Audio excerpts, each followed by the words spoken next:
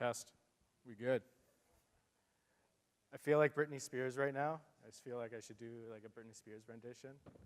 It's good. Welcome. How's everyone? It's a long day. Thank you for staying around. I appreciate it. It makes me feel a little bit better inside that there's actually people here following up after Brian. It's a tall act to follow, so I appreciate that you're all here. And hopefully you're in the right session. It's like what you do with students, right? Are you in the right class? This is the course. This is the right class. Hopefully you are in the right session. Today we're going to take a look at building a community of learners. What does that mean, building a learning community, and the rest. First, just wanted to give apparently I can't get too far away. There we go.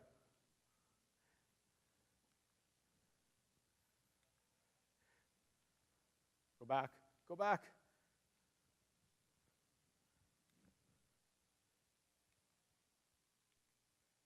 Doesn't like me at all. So first, just a quick acknowledgement that we are on the traditional territory of the Iroquois First Nation. It's something that I feel is important through a reconciliation process to acknowledge that. I'm not sure if that's done yet today, so I thought it was important to acknowledge that now. My name is Jay. Oh, I can drop the mic later. My name is Jason Richea. I'm a lead learner of global studies at a brand new high school that's opened up in Brampton, Jean Augustine Secondary School. So yes, some of our fellow Jean Augustinians, I don't know if we've determined what we're going to call ourselves yet, but are here. So a little shout out there.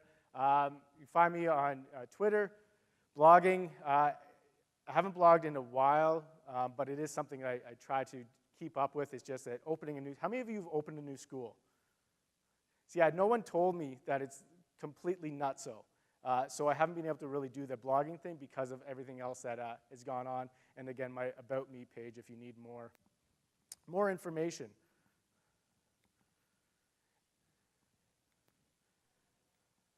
Go back. So little quick background of who I am. As mentioned, I'm lead learner of global studies, which in an alternative universe, which many of you are familiar with, we call those department heads. We decided to switch the name. It may seem semantics, but it is a philosophy that we have. So I'm in charge of, right now, huge school, 250 people. I'm a department head of 1.3. I take 1, and another person takes 0.3. So it's a huge department, lots going on there. I'm also a teacher, right? First and foremost, that's what I do with my students every single day. I formerly was in the role of instructional technology resource teacher, which again is just a really fancy name for saying ed tech coach. I help people with technology, integrating that in the classroom, and I did that for a couple of years, and that was an amazing job, and I loved every minute of it. Every day, different problems to solve, different people you meet, different perspectives, and as I'll get to, different schools that you walk into, which again brings its own very unique challenges and successes as well. Professionally, personally, I'm a father of 2 boys. Again, no one told me what that's like. Boys. They're crazy too. I guess I don't remember myself as a boy and what that was like, but fathering two young boys is a whole other job in its own, and a husband to an elementary teacher, and I think this is really important. Elementary teachers, could you just raise your hands maybe? I'm not going to make you stand up. I got to give you a round of applause. Like, I've seen my wife, what she does with report cards. Holy cow. You guys got it. You're very special people in my mind. I see what you guys are doing, and it's quite amazing. And secondary people, I don't want you to feel left out. Big round of applause, too. You're doing some great stuff there, too. And that. So, to get things started, just a little synectics, visual synectics. Up on the screen, you'll see 4 different movies. The big 4 that I think are in the theaters right now. I, again, father of 2 boys. I haven't gone to a movie in, I don't know, years, it feels like, other than animated movies. But Beauty and the Beast, Boss Baby, Get Out, and The Fate and the Furious, which is, I guess, the Fast and Furious number 23 or something like that. So I want you to think back to your own experience, professional learning. We have, all of us have our own, I guess, ideas regarding what that's like. We've all gone through different schools and different education systems and different organizations, and we've all experienced professional learning in a different way. Your connections with professional learning might be different from the person next to you, right? Your experiences are shaped by, again, those experiences that you've had in school, those experiences that you've had with your district and your organizations. And so what I'd like to do is kind of make that connection. What is professional learning like to you? Is it like Beauty and the Beast, and why? Is it like Boss Baby? Is it like Get Out? Or is it like The Fate and the Furious? So if you wouldn't mind entertaining me, if you wouldn't mind connecting with the person next to you, if you have someone next to you or is close to you, and why did you choose the one that you chose? Why did you choose Get Out? The leader is Beauty and the Beast. I think that's a good thing. I'm not quite sure, but I think that's a positive thing. Fate and the Furious is catching up, okay? Oh, and sorry, I also should have said this. I'm using a tool called Mentimeter, and you can connect if you go to menti.com and use the code 473090. It's an interactive tool that allows for stuff like this, so it makes it a little bit more interactive and engaging, hopefully, for you and for me.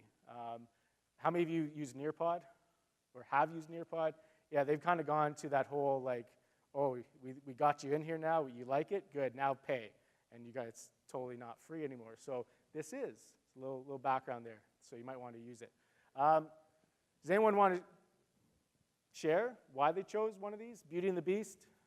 I think it's positive, but does anyone really want to share?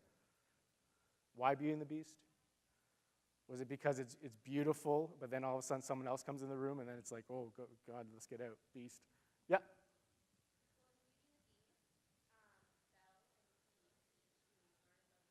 Ooh. That's deep.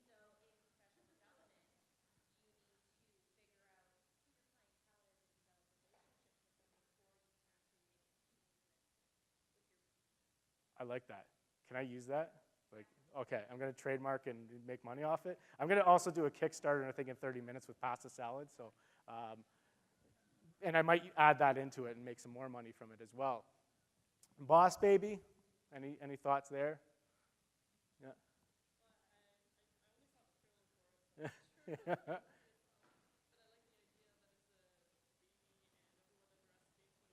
Oh, that's good too.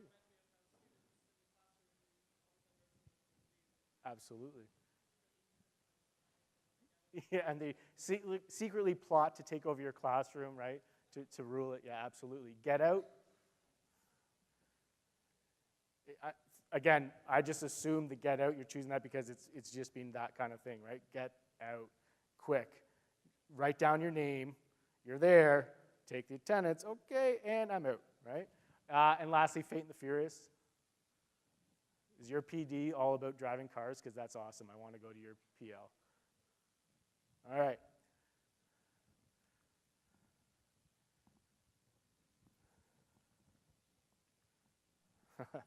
So this clicker is really making some things fun. This has resonated with me ever since I first saw it in a George Couros presentation. That's 2 name drops in like an hour or 2 for George, so someone should actually tweet him that. If I die, I hope it's during a staff meeting because the transition to death would be ever so subtle, we wouldn't even know it. And I think this is the case for many of us. Many of us have either experienced this or we've seen this with people, our colleagues or other people in the, again, organization where there's, little engagement, little connection. And I think this is why, one of the reasons why I'm here presenting this, because I think we can do better.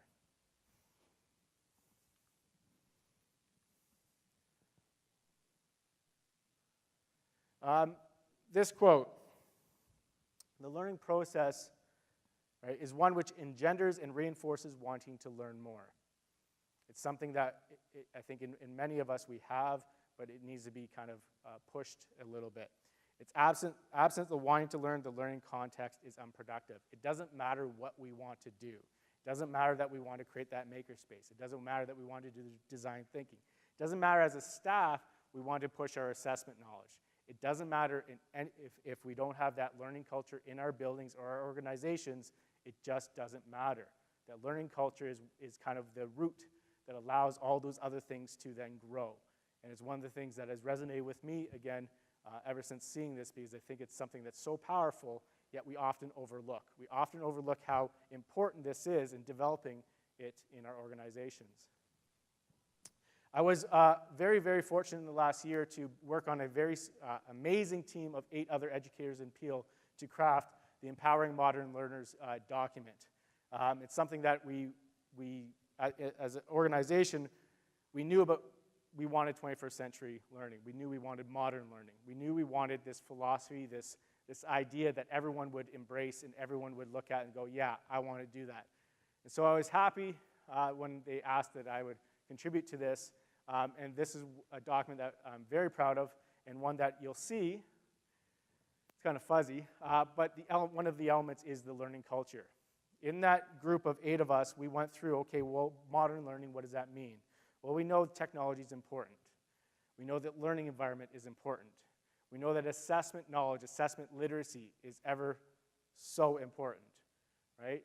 The idea of models of learning and the idea of these elements, those 6 C's or 4 C's, right? But we had these conversations, I would say almost every single day, where we'd sit there and go, but again, we got to have the learning culture in place first. We have to instill in our organizations, in our schools, in our districts, in our groups, in our classrooms, this learning culture that allows for learning to happen. It allows for people to pursue the curiosity, right? To find that passion and to pursue that.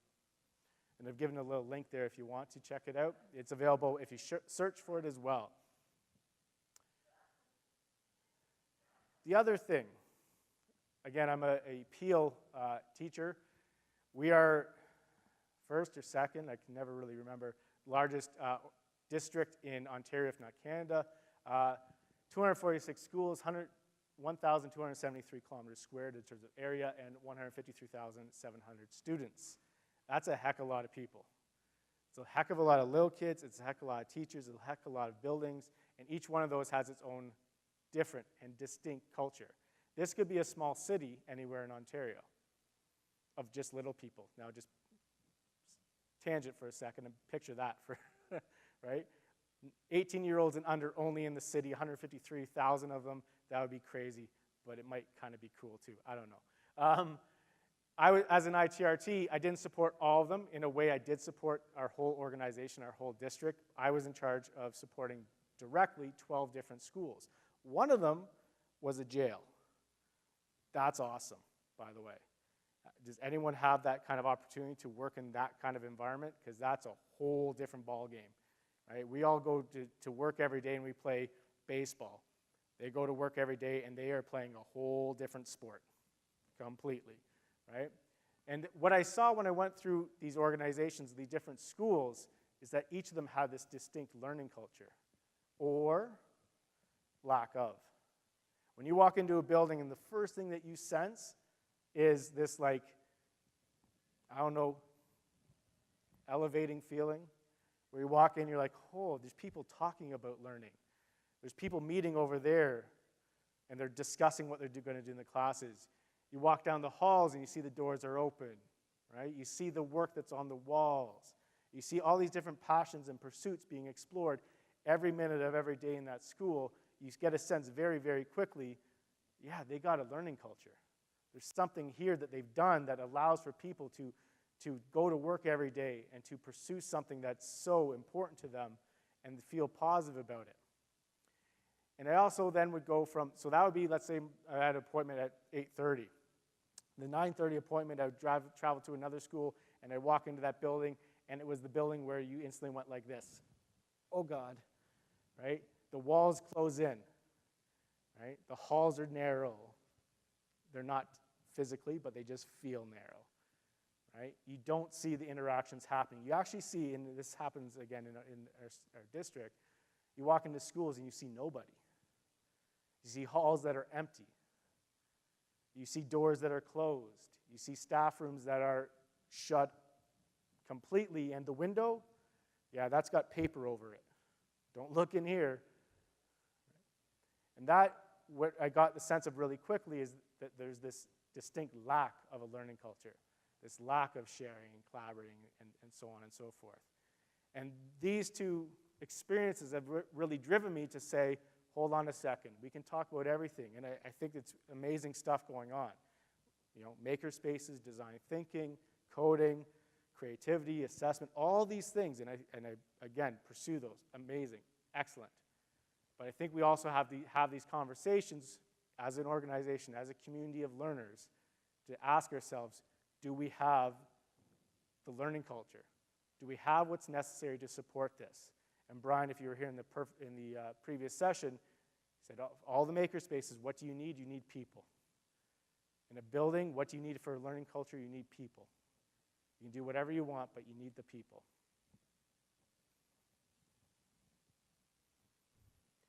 And so that's what we're going to explore today.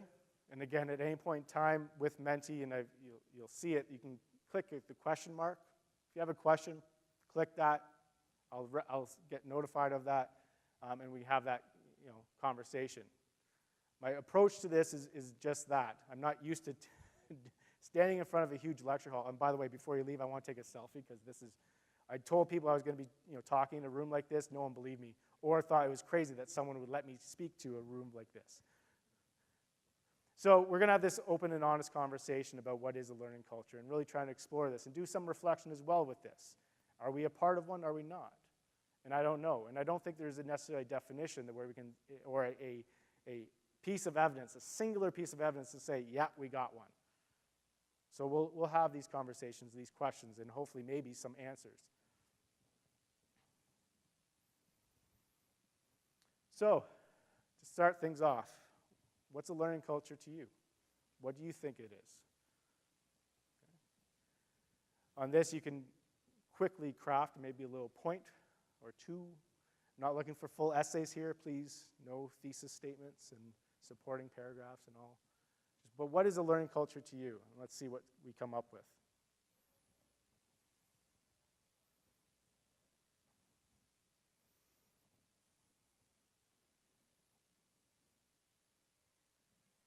So family, a safe space, risk-taking, people free or feel the freedom to ask those questions, that welcoming environment, the respect, professional discourse, dialogue and discussions, I'm sure, supportive environment, collaboration, communication.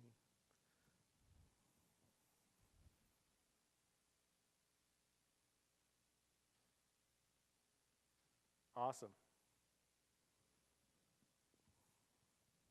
And what do you know that stands out? What do you see that stands out? There's certain characteristics, there's certain ideas that people have regarding learning culture that I think we all share. Right? That safety, that risk-taking, the freedom to take those risks, the collaborative piece. Right? I like the first one that someone put, and again, there's no names, so you're getting a shout-out without the name attached. Right? Is that family piece. Right? In the family, you have that learning culture. I think for the most part you do. Right?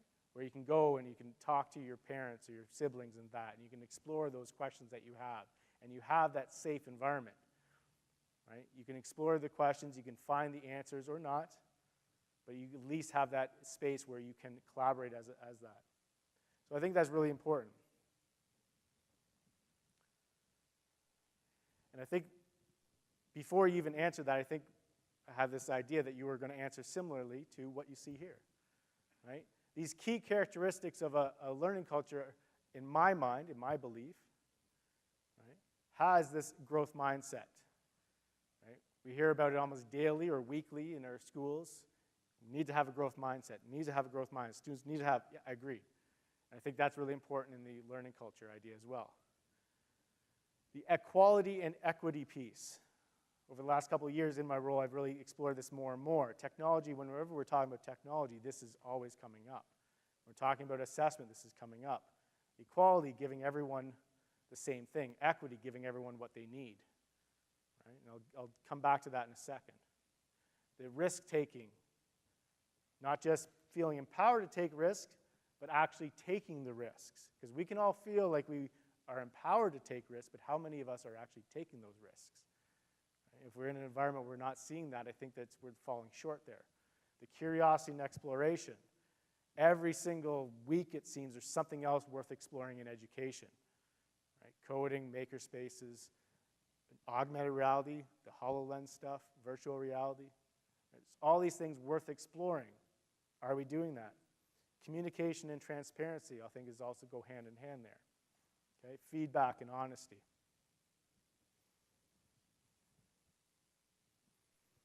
And I think all these characteristics come back to this idea that it starts with a mindset. It's not a process. There's not a step-by-step plan. Here, do this, step one.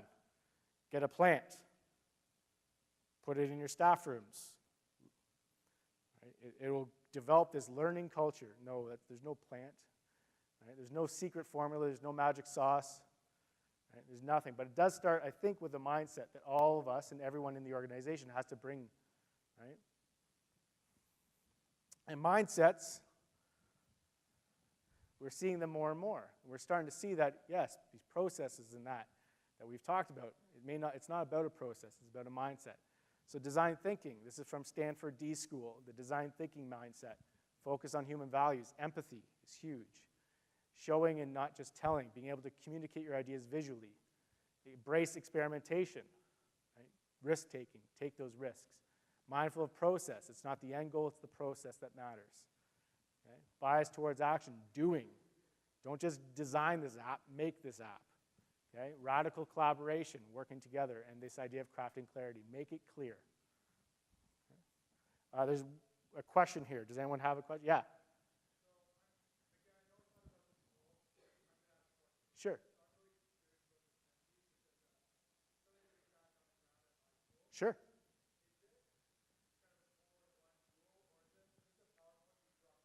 I have to reveal secrets then. Yeah, so Google Slides, exported them into images, put them onto Menti. If you create the slides in Menti, you're getting a pretty stark, plain old looking slide. So no, I guess hacked it in a way, designed it in Google Slides, put it in here. But then it allows you to do, for free, four different questions. Okay. Does that answer? Sorry, does that address? Cool. And then we have the innovator's mindset. Right? George Couros, right, and Sylvia Duckworth sketched this out. Again, empathy, problem finders, risk takers, networked, observant, creators, resilient, reflective. And if learning culture is all about a mindset, well, what does that look like? So I got fancy, and I decided to make the learning culture mindset. Socialize, foster, destruct, display, world is not flat, and the feedback.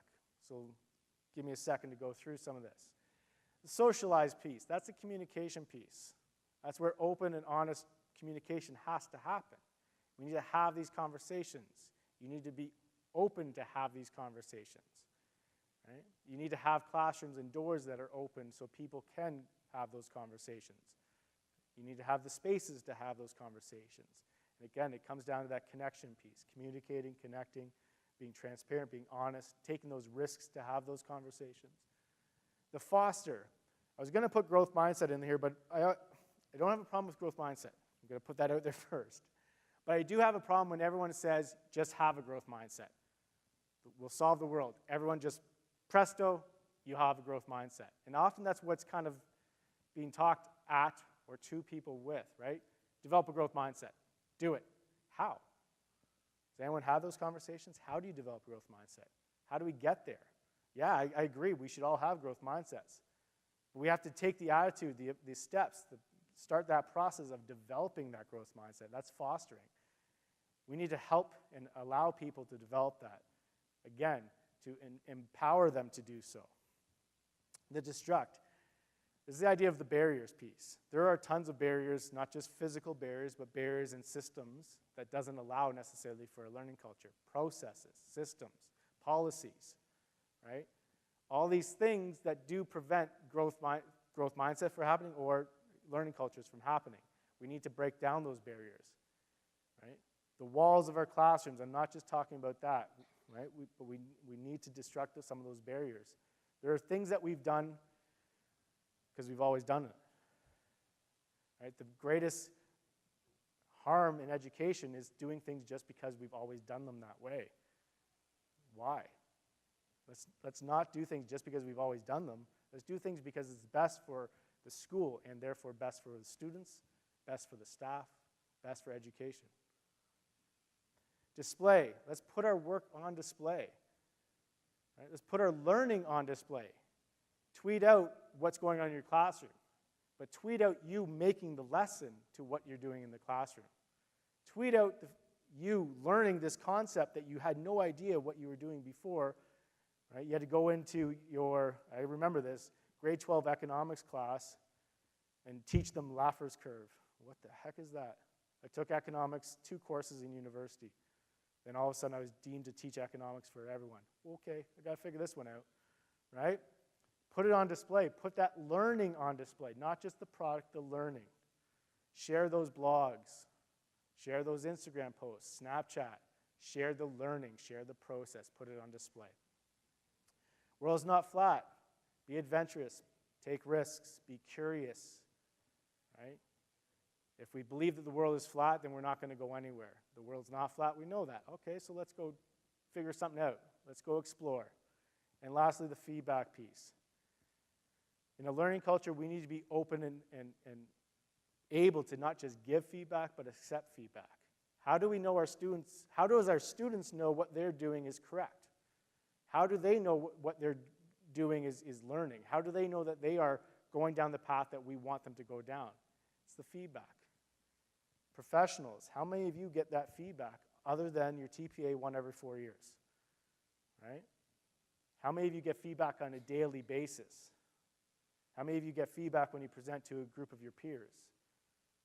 And I guess the other question is, how many of you take that feedback? Stand there and say, yes, please give me that feedback.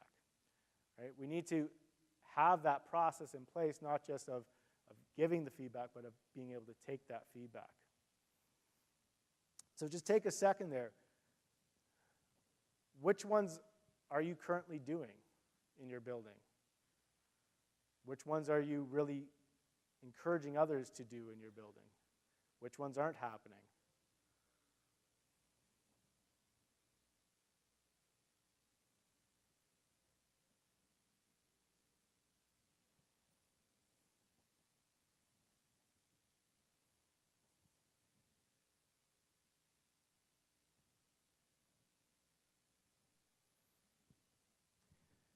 And if you got to the point where you're like, well, I'm not doing those things, it could come down to these limitations. In every organization, in every district, in every school, in every learning place, there's limitations in place. And we talked about that with the barriers piece.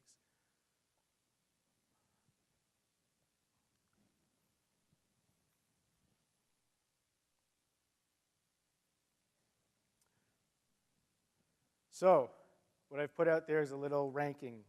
And I'll reveal the results in a second. Be a big reveal. I'll get, people out here to reveal it, and we'll give away prizes and everything. No, just kidding. Which limitation is the greatest, though? So I've listed 8. Those are the 8 that when I sat down and looking at learning culture and what's preventing this, or when I walked into buildings and I saw that there wasn't really a learning culture there, I always was thinking, what is the limitation? What's preventing that from happening? Just give you a second. Which ones do you feel are the greatest? So you can rank them. Most important, or the greatest, the biggest, to the least.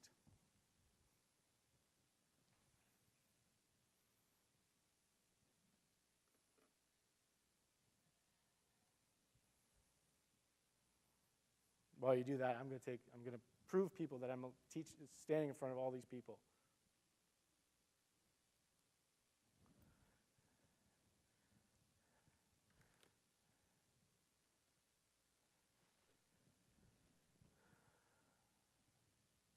Lack of time? Yeah, there's just not enough time in the day to do anything.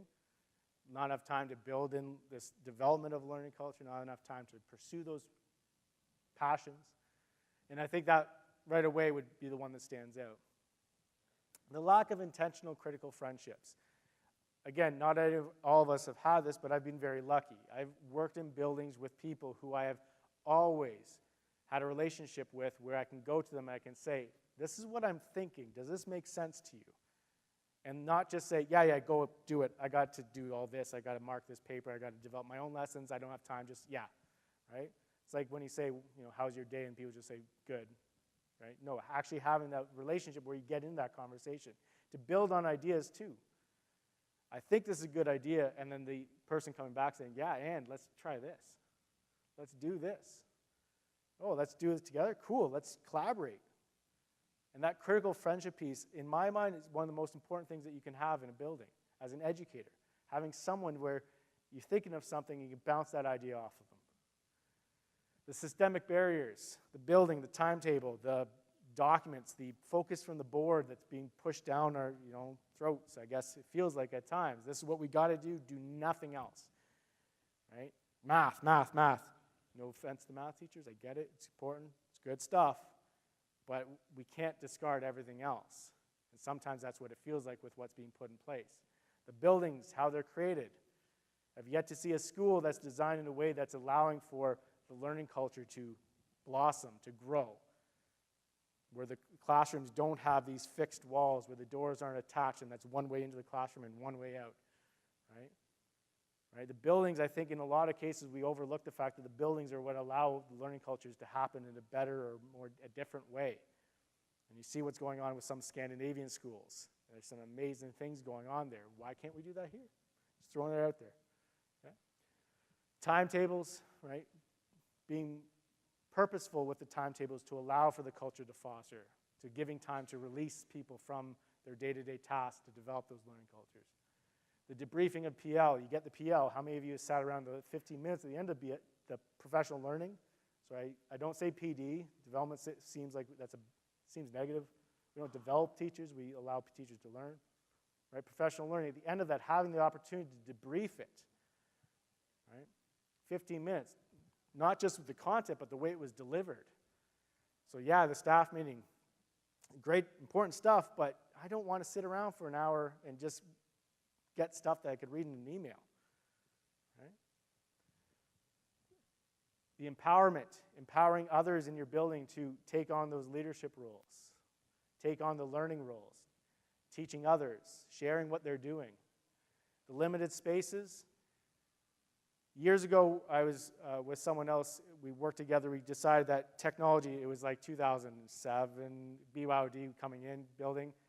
In order to allow teachers to explore that, there needs to be a safe space to explore that.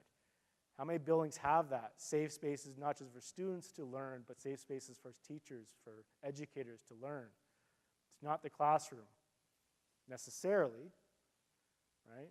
It's a space where you can go in, hack, muck about, right? It's a playground. Right? There's not necessarily a purpose to it where you have to produce this evidence of your learning. It's just a place where you can go and explore. The norms for everyone. Shouldn't be in a hierarchy. Level, everyone same, right? And the assessment literacy used to be the person where it's like, assessment, just don't get me started on it. I'm starting to realize how important that is. Having the knowledge of assessment literacy allows you to have the knowledge of how to learn effectively. How you learn effectively allows you to figure out what you need to do for a learning culture. Right? It's not just what we use with our students, it's what we need to use with each other.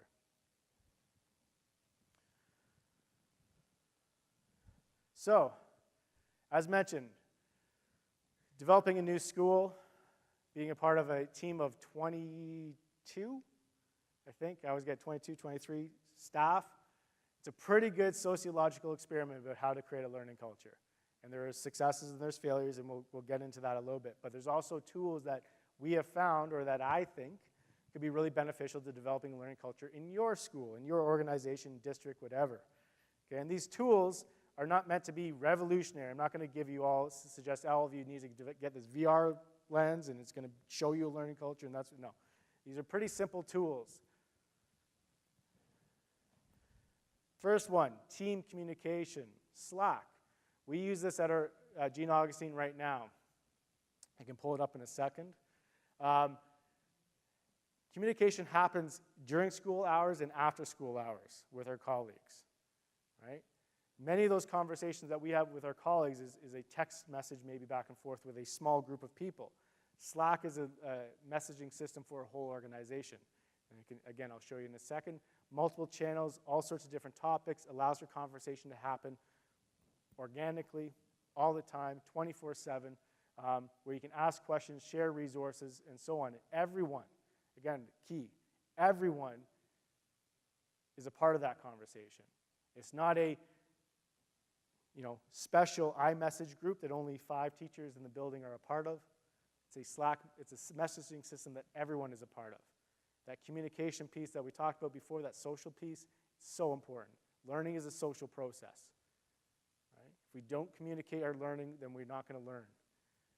Other ones out there, Pi, Yammer, HipChat, those could be great. I don't know. The ones that we've been using is Slack. Just to give you an idea, don't worry, I'm not sharing anything that's, right? All the channels on the side, there are channels for innovation, channels for math, channels for Pineapple Chart, which I'll show you in a second, channels for departments, channels for anything you can think of. Now imagine this across a whole organization. Imagine that every single teacher in your district school board was a member of something like this. And yet Twitter can do that. And I'm not going to get into social media because I think that's been talked about. It's great. But this allows for all sorts of conversations and sharing and socializing to happen.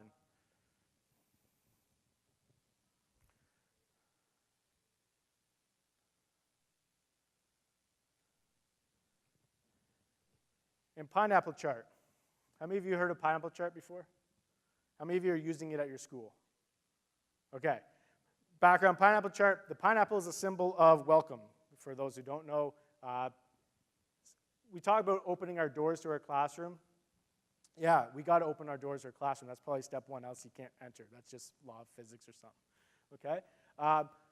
But we also need to invite people into our classrooms. We need to tell them what's going on. We need to show them that this is what I'm doing. Why don't you come in? It's supposed to be without judgment. You come into a classroom, you sit there, you watch your peer teach. You watch the students interact. You watch them, what they do, and you observe. Right? You could video record this. You could do whatever you want. There's no judgment. There's no debrief after that says, oh, I think you should have done this. No. It's just observation. Just you going in the classroom because someone else is doing, again, doesn't really show up great. They're doing design thinking. They're doing coding with Scratch. They're doing whatever. Oh, that's cool. I want to see what that's like. They're doing an assessment in terms of determining success criteria. Most of what we learn about in these PL sessions, we learn it in theory. We need to see it in action. We need to see what's going on. We need to see how the students respond to this. And this is one of those tools that allow for that. So every week, every day we get the link. Every week we create this new spreadsheet. And it should be physical in the staff room, but if you're in a secondary school, you know there's not necessarily one staff room. Right? Elementary, this could work well on putting it on a wall. So this is what it looks like. This is this week. You can go into the weight room, the fitness room, and see what's going on there. It's a fitness circuit. Design thinking happening Mondays and Tuesdays. But it allows for people to share what they're doing and it invites them in. Not only is the door open, you're being asked to come in and observe.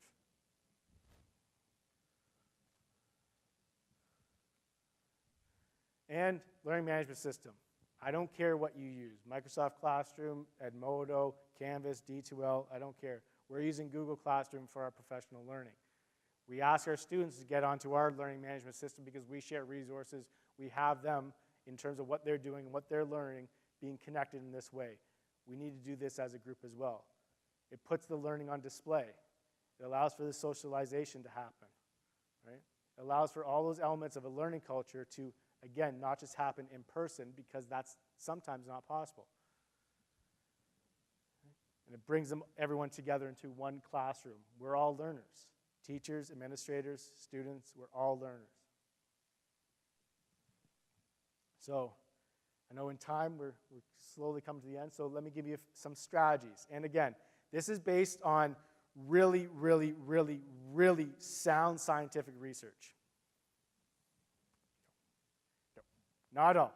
This is my my thoughts, my experiences. First one, lunch and learns. Can't say this enough. Don't forget the lunch, right? You get those emails, lunch and learn, oh, good, go, and then there's no lunch. And what's the first reaction by people? Where's the food? Where's the food? This is a lunch and learn. There's no lunch, therefore it's just a learn. I don't want to just do the learn. Right? For centuries, and this goes all the way back to, I don't know, whatever year, time, where someone sat down and said, I want to learn something, let's break bread. It's on YouTube somewhere, you can find the exact year. It's important. We often overlook it, but it's an important aspect of learning together, is actually sharing in that traditional, age-old ritual of breaking bread together. And again, I'm not a religious person, but I know that that's something that is connected to religion, and it's a pretty important thing. Right? And as humans, we really like food. And when we really like food, we're much more likely to connect with one another and actually share our learning and be open to sharing. Staff meetings, no, they're learning opportunities. Staff meetings, you sit there, you get what could be done in an email or a memo or whatever and read in 5 minutes. Once a month, I think for the most part, we have an hour together. Use that. Right? Do something. Don't sit and do something. If you need to get that information out there, there's plenty of ways. Flip it. Send a video. Send email. Send whatever. But use those opportunities that you have that are so precious to bring a whole group of educators together to learn together. Use those as learning opportunities.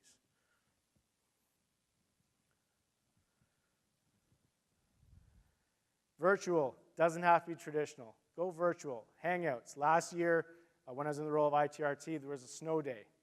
What did we do? We decided to jump on Hangouts, and we hosted a series of virtual Hangouts where we shared what's now G Suite, but GAF at the time, tools and how to use them in classrooms. You don't have to connect in person in your building. Virtual can be powerful. Why do students Snapchat? Because that's a social communication device that connects them with someone. Do the same. Go virtual. Share your learning, right? Connect with people in the different staff room. I can't connect with someone, during the school hour. Maybe they connect with me, and on my way home, it's virtual. A simple phone call. This one, I don't have an answer to this. One committee or two or three or whatever. My thinking is this. In many schools, there's assessment committee, climate committee, tech committee. What other committees? Committee, right? 27 committees. Wow. It's a lot of committees. It comes back down to learning. What I was able to support in many of our schools was developing an innovation and learning committee. Focus on the learning piece, focus on the bringing people together piece. Have it simple. Assessment's a part of learning as much as technology, as much as part of climate or culture and all these things. Those are all connected. Keeping them to separate committees, separate focuses, separate visions, disconnected, bring it together. I'm not saying that one committee rules them all. No, I'm not saying that's going to work necessarily, but I think in theory it's the idea of simplifying it, bring it together, make those connections. And be unconventional. There's way too many opportunities to do all sorts of new and fun stuff. Hackathons. As a staff, imagine coming together. You have a problem going on. Maybe it's the parking lot. Bring the staff together, have a hackathon. How do we solve this? Unconference. Let people pursue what they want to pursue and allow that to happen. EdCamp model, right? Or the breakout EDU, right? Bringing people together to work through problems together. Again, be unconventional. Allow that to happen in your buildings. And ignite learning. Picha, Kucha, I can never say that right. 20 by 20, same idea. 20 slides, 20 minutes, 20 slides, 2 minutes. The idea of just share what you're learning. What you think may not impress others probably does impress others. What you are doing in your classroom is probably cool and probably should be shared. Right? So ignite other people. This is what I'm doing. I have no idea where I'm going with this, but this is what I'm doing. Share that. Ignite the learning. Give those opportunities for people to share. And one last thing, if I time this right, fail it forward. We have to allow for people to try things out, to fail forward and be okay with that. We say it, we got to do it. Okay? There's unexpected things that can happen from failure. We need to embrace that. But we need to develop that mindset that allows for that. We need to develop the community of learners that allows for someone to fall down and everyone picks them back up. It's not pretty. Developing a learning culture is not a simple, do this, then you got this, and then you got this, and it's a mathematical equation, and at the end of this thing, you got yourselves this beautiful, beautiful learning culture.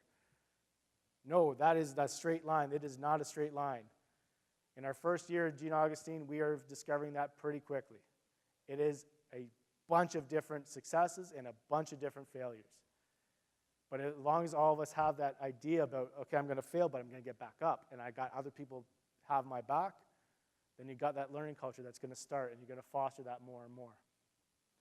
And you have to allow for that to happen. And you have to expect that unexpected thing from happening. Just because I think this is... Let's see. What's the topic?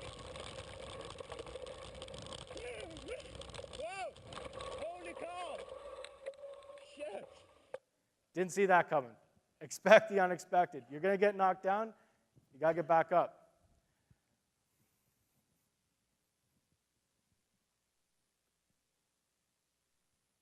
Thank you.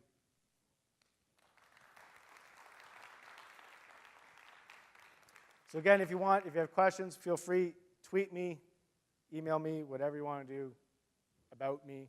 I don't know how that really would work, but whatever. Okay? Thank you. Appreciate it. Enjoy the weather, because I'm sure this patio is open somewhere.